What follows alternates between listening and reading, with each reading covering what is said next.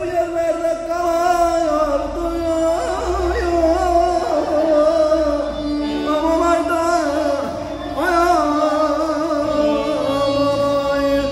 ay yakama safir yine sen var yine akşam düşüp meyvelilere burada sevgilimle geçeyim kapak günler çubuğunu basıldı yere Geçayım kabak nasıl bulur basılır yere aylara kapılar çiçeği yere bulur çiçeği aylara kapılar çiçeği ne güzel yandı çiçeği.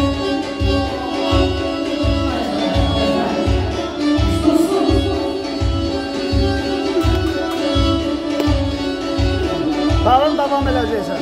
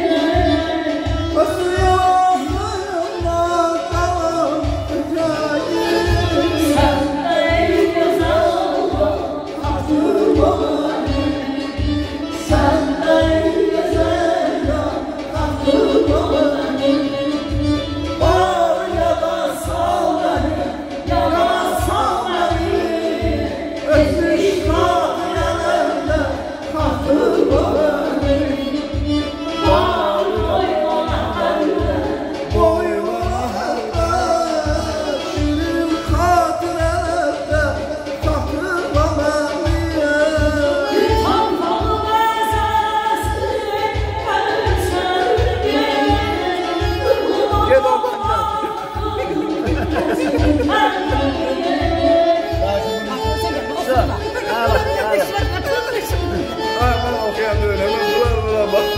Öpürəm seni, sən əla oxuyansın. Sağ ol.